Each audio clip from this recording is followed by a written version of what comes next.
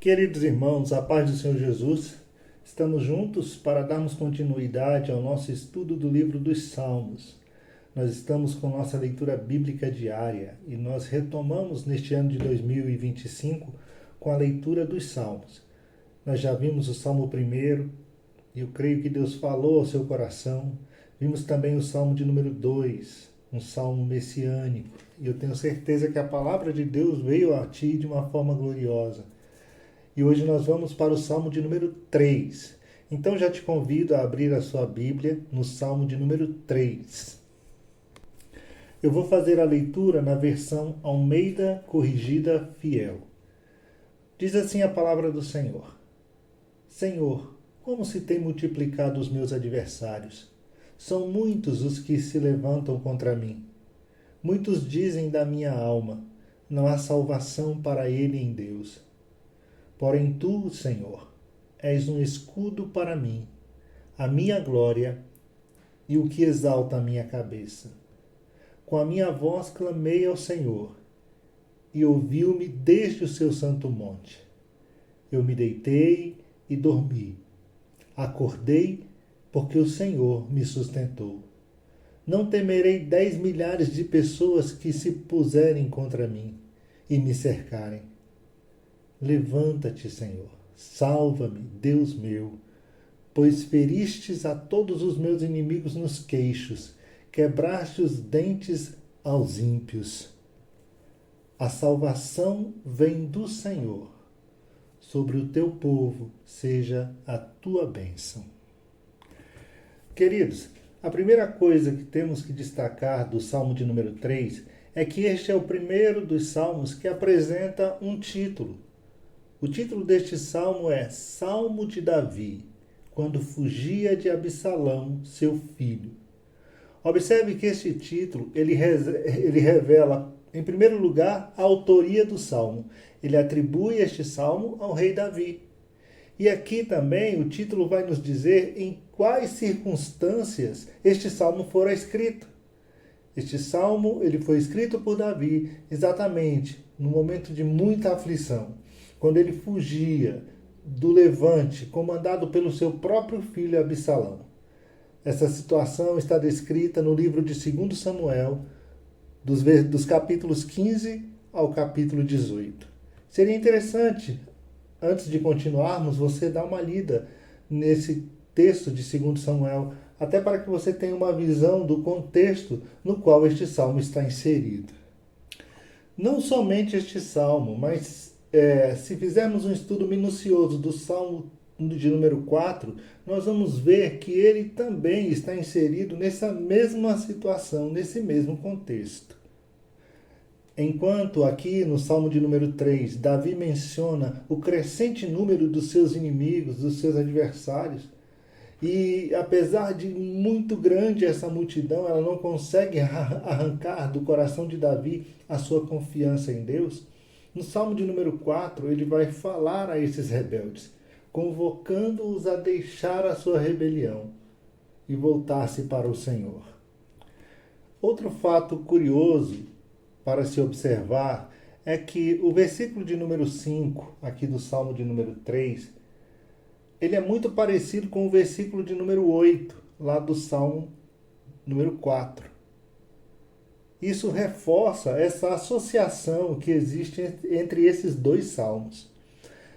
Em algumas traduções, inclusive nessa que nós lemos, Almeida Corrigida Fiel, os tempos verbais são diferentes. No versículo 5, aqui do capítulo 3, os verbos eles aparecem no tempo pretérito, indicando que essa oração ela fora feita por Davi no período da manhã, no período matinal. Enquanto que no Salmo 4, versículo 8, os verbos são utilizados no tempo futuro, o que leva alguns estudiosos a dizerem que esta oração do Salmo 4 ela fora feita no final da tarde, ao entardecer. Por isso, muitos intitularam o Salmo de número 3 de oração matinal, enquanto o Salmo de número 4 de uma oração da noite, de uma oração do entardecer. Enquanto aqui no Salmo de número 3, no versículo 5, o salmista ele vai dizer: eu me deitei e dormi e acordei, porque o Senhor me sustentou. No Salmos de número 4, versículo 8, ele vai dizer: em paz também me deitarei e dormirei, porque só tu, Senhor, me fazes habitar em segurança. Portanto, irmãos, temos nestes salmos um plano de fundo que retrata um sofrimento, um momento de angústia, uma crise enfrentada por Davi. Não por causa que ele estava enfrentando seus inimigos externos, mas porque ele enfrentava seu próprio filho Absalão, que o perseguia para matá-lo e tomar dele o trono. Todos nós conhecemos a história do adultério de Davi com Betseba e o modo como ele resolveu se livrar de Urias para poder esconder esse relacionamento. Porém, apesar de Davi ter buscado o Senhor, confessado o seu pecado, buscado de Deus o perdão, e Deus de fato o perdoou porque havia sinceridade em seu coração, apesar disso, as consequências do pecado de Davi foram terríveis, tanto para Davi como para a sua própria casa. Em primeiro lugar, o filho que ele tivera com Betseba morreu. Depois tivemos aquele momento em que seu filho Aminon estupra a sua irmã Tamar, que era também irmã de Absalão. Em seguida, Absalão mata Aminon, seu irmão, para se vingar do que ele fizera a Tamar. E depois foge para uma terra distante, para o seu avô materno. E após passar um tempo ali, Davi traz de novo Absalão por recomendação e orientação de um dos seus generais, para que seu filho estivesse perto dele. Apesar de que, num primeiro momento, Davi disse: ele volta, mas ele não vai ver a minha face. O tempo passou e Davi então resolve perdoar Absalão. Os dois se encontram, se abraçam, se beijam e parece que as coisas vão ficar bem. Mas no coração de Absalão havia uma revolta contra seu pai. O plano de Absalão era tomar o reino, era se tornar rei. Absalão consegue aliciar uma multidão ao seu redor, roubando o coração do povo com suas mentiras, com suas falsas promessas. Tinha uma lábia muito boa, era um político nato. Ele consegue montar o seu próprio exército de rebeldes, consegue trazer para perto deles até os conselheiros do rei Davi. E com todo o plano de golpe arquitetado, ele marcha rumo a Jerusalém para matar o seu pai e tomar-lhe o trono, promovendo assim uma revolta armada contra seu próprio pai, contra o rei de Israel. Quando Davi tomou conhecimento dessa investida de Absalão, ele resolve então sair de Jerusalém para evitar um massacre, para evitar um grande derramamento de sangue. Ele resolve então fugir de seu filho Absalão. Ele junta ali o seu exército particular, também aqueles que estavam na sua casa, e ele parte com essas pessoas para sair de Jerusalém. E este Salmo de número 3, ele nos mostra, em primeiro lugar, que Davi, ele se queixa diante de Deus a respeito do grande número de inimigos que se levantam contra ele. Porém, no decorrer dos Salmos, ele vai declarar a sua completa confiança em Deus, no socorro que vem de Deus para salvá-lo. Nós vamos ver que nos versículos 5 e 6, ele vai cantar com o seu coração em paz, porque dormiu tranquilamente. Ele consegue dormir em paz, mesmo em meio a essa perseguição, porque a sua confiança está colocada em Deus. E por fim, nos versículos 7 e 8, nós vamos ver que Davi está completamente fortalecido e pronto para enfrentar os embates futuros que terá que enfrentar com seu próprio filho Absalão. Vamos então ao Salmo de número 3. Um cântico matinal em meio ao perigo. Quando lemos o capítulo de número 15 de 2 Samuel, nós podemos observar que após a cerimônia de coroação de Absalão ali, por aqueles que estavam se juntando a ele para este golpe, uma grande multidão se junta a Absalão.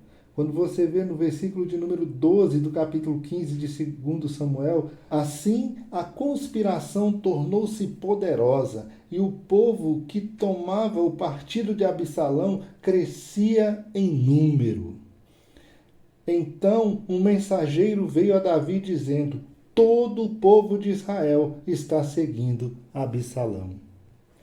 É diante deste cenário que Davi clama ao Senhor, que Davi ora ao Senhor, e ele diz: Senhor, como se tem multiplicado os meus adversários, são muitos os que se levantam contra mim.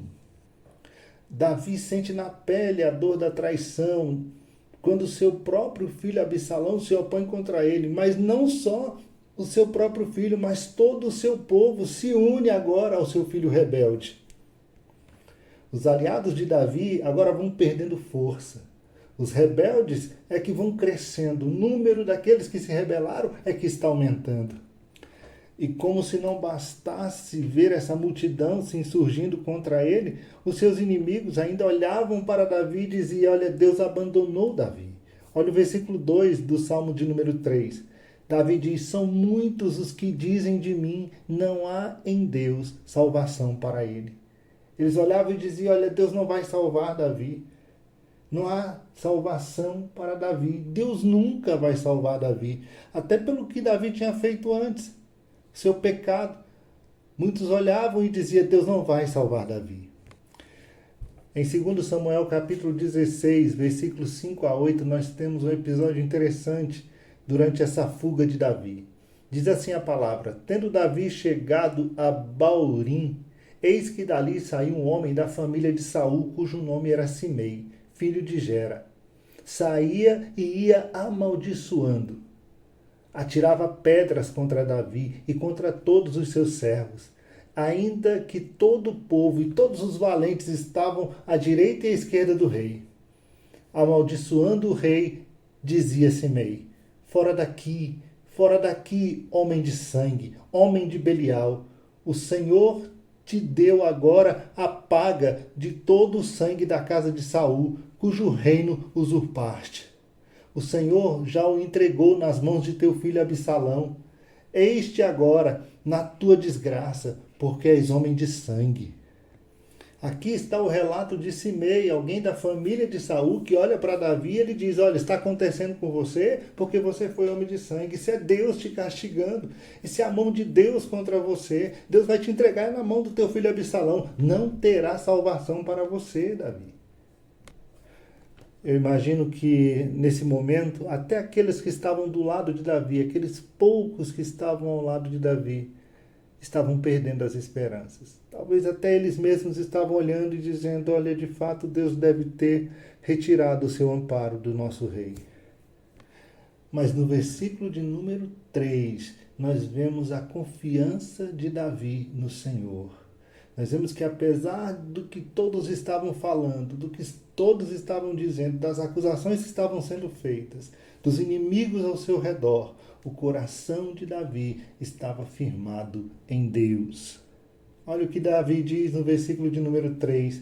Pois tu, Senhor, és um escudo para mim, a minha glória e o que exalta a minha cabeça. Não sei que situação difícil você pode estar enfrentando aí na sua vida. Você que está agora me ouvindo nesse momento, não sei que momento difícil você está enfrentando de luta, de perseguição, de angústia, de tristeza, de acusações, de pessoas que ao invés de te ajudarem apontam para você. Talvez seus inimigos sejam até os da tua própria casa neste momento. Não importa a situação, eu te convido a confiar no Senhor, a colocar a tua esperança nele, a dizer como Davi: tu, Senhor, és um escudo para mim, a minha glória e o que exalta a minha cabeça. Observe que Davi não se deixa abater facilmente. Sem ignorar os problemas ao seu redor, Davi ergue os seus olhos para Deus e pela fé ele contempla a salvação de Deus.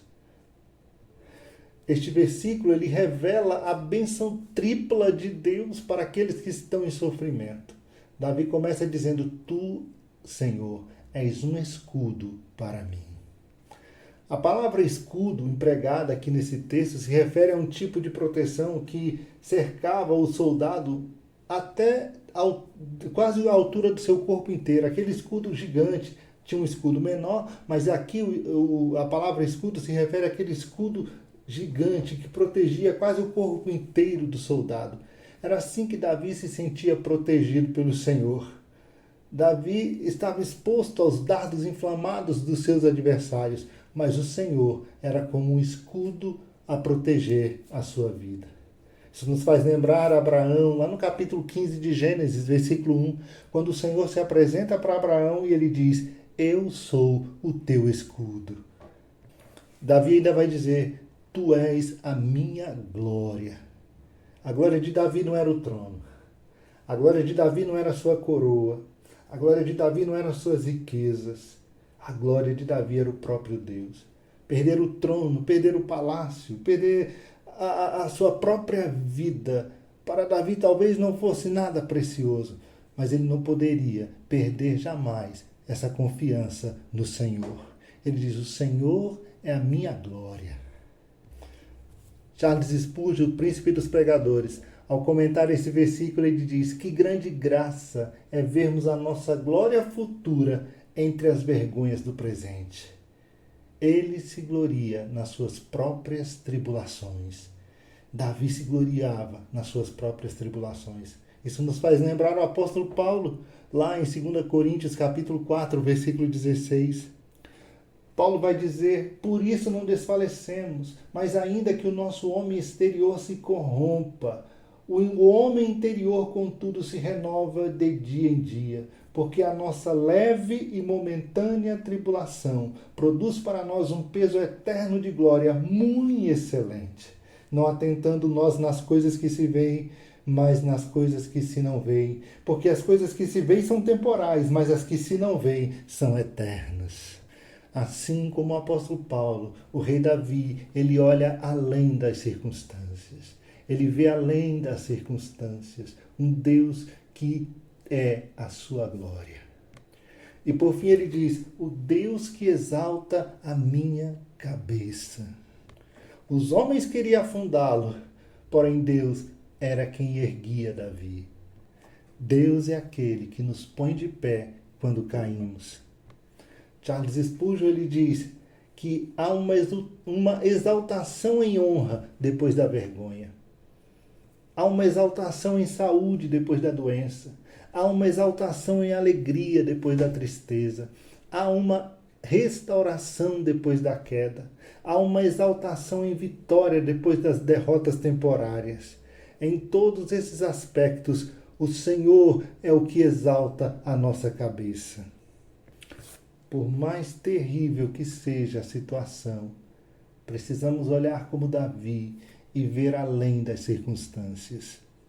E poder dizer: apesar dos homens me acusarem, apesar de todos me cercarem, dos problemas e situações quererem me sufocar, tu, Senhor, tu és um escudo para mim.